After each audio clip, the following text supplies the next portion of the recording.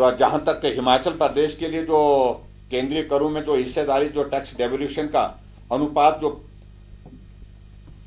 0.82 से बढ़ा करके 0.91 कर दिया गया है, और इसका परिणाम यह होगा कि निश्चित रूप से हिमाचल प्रदेश को जो है वो चालू वर्ष में लगभग 11,561 करोड़ रुपए प्राप्त होंगे। पीछे जो प्राप्त हुए थे, जो ये मैं पिछला जिक्र कर रहा हूं, और 2026-27 में जो बढ़कर के 13,950 करोड़ रुपए जो है वो मिलेगा, जिसमें मेरा कहने का अभिप्राय है लगभग जो इंक्रीज है 2,390 करोड़ की जो है वो अतिरिक्त वृद्धि इसमें रिफ्लेक्ट होती है, जो हिमाचल के लिए अच्छी बात है। और दूसरी बात मैं ये भी कहना चाहता हूं, जो ईएपी के जो हमारे प्रोजेक्ट्स हैं उसमें हिमाचल प्रदेश को लगभग 1,500 करोड़ रुपए जो है वो और मिलेंगे आने वाले इस फाइनेंशियल ईयर में 2026-27 में। ये भी हिमाचल प्रदेश के लिए मैं समझता हूं कि बहुत बड़ा उस दृष्टि से राहत होगी, बहुत बड़ी राहत होगी। और मुझे इस बात को लेकर के प्रसन्नता है कि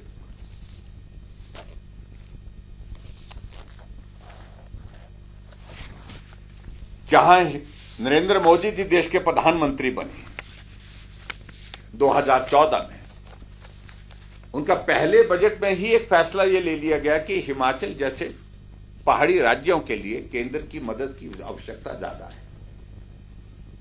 इसलिए सेंटर स्पॉन्सर्ड स्कीम्स के लिए जो बजट प्रोविजन पहले 60-40 के रेशो भी किए जाते थे बहुत सारी, और बहुत सारी स्कीम्स ऐसी भी थी जहां पर 50-50 भी था, लेकिन उन्होंने तय किया कि हिमाचल ऐसी परिस्थिति में नहीं है, वहां की आर्थिक स्थिति, भौगोलिक परिस्थिति को देखते हुए उन्होंने कहा कि 90% केंद्र देगा और 10% स्टेट बियर करेगा।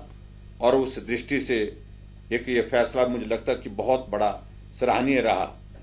और जो हमारी सेंटर स्पॉन्सर्ड स्कीम्स हैं उनका नंबर बहुत बड़ा नंबर है, 191 स्कीम्स है, जिसके अंतर्गत 90-10 के शेयर में जो है हिमाचल प्रदेश को बहुत सारी केंद्र की योजनाओं का पैसा मिलेगा।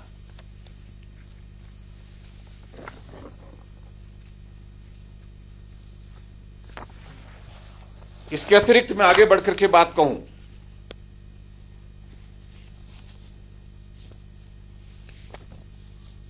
जो शोर डाला जा रहा था, बहुत ज्यादा शोर डाला जा रहा था विशेष तौर से, जिसका मैं जिक्र करना चाहूंगा मनरेगा को लेकर के। सिर्फ नाम ही परिवर्तन किया है, नाम परिवर्तन करने के सिवाय बड़ा परिवर्तन नहीं है। जबकि उसमें प्रोविजन ये किया कि 100 दिन के बजाय 125 दिन के जो है वो सुनिश्चित किया गया है, जो है वो रोजगार दिया जाएगा। और नाम परिवर्तन के साथ सिर्फ एक ही चीज को लेकर उसमें क्या है कि सिर्फ रोजगार ही नहीं, रोजगार के साथ साथ में विकास के हमारे बहुत सारे जो इस प्रकार के काम हो जो जमीन पर दिखे, असेट क्रिएट हो, इस बात को सुनिश्चित किया गया। और इसलिए उसका नाम जो है विकसित भारत के नाम से वीबी जी राम जी रखा गया है। हालांकि बहुत शोर डाल रहे हैं कांग्रेस के लोग, वो बात को समझ नहीं रहे हैं। और उसमें मैं ये जरूर कहना चाहता हूं, वीबी जी राम जी में जो बजट प्रोविजन अब की बार जो किया गया है, वो बजट प्रोविजन मनरेगा का जो पिछला बजट था उससे बहुत ज्यादा किया गया है। 95,692 करोड़ रुपए का जो बजट प्रोविजन जो है वीबी जी राम जी के अंतर्गत किया गया है। और जबकि 30,000 करोड़ रुपए मनरेगा के लिए भी रखा गया है, क्योंकि कुछ एक लाइबिलिटीज पुरानी जो क्लियर करने को हैं, उन सारी चीजों के लिए उस स्कीम के अंतर्गत बजट रखना आवश्यक था। अगर हम दोनों को मिलाएं, इस 30,000 करोड़ रुपए को और 95,692 करोड़ रुपए को मिलाएं, तो कुल मिलाकर के ये बजट जो है मनरेगा का और वीवी जीराम जी का बजट कुल मिलाकर के 1,25,692 करोड़ रुपए का बनता है, जो मैं समझता हूं कि बहुत बड़ा इंक्रीज उसमें है। जल जीवन मिशन की अगर हम बात करें, जहां पिछली बार के बजट में 17,000 करोड़ रुपए का था, अब की बार ये प्रोविजन बढ़ा करके 67,000 करोड़ रुपए का बजट प्रोविजन किया गया है, और ये भी मैं समझता हूं बहुत बड़ा ऐतिहासिक है। प्रधानमंत्री आवास योजना का अगर हम जिक्र करें, पिछली बार ये बजट प्रोविजन जो है 32,500 करोड़ रुपए का था, और अब की बार इस बजट प्रोविजन को बढ़ा करके 54,917 करोड़ का इसका जो है बजट प्रोविजन किया, जो हिमाचल जैसे राज्य के लिए बहुत बड़ी मदद होगा। लोगों को अपना घर प्रधानमंत्री आवास योजना के अंतर्गत बनाने का एक सुनहरा अवसर प्राप्त होगा।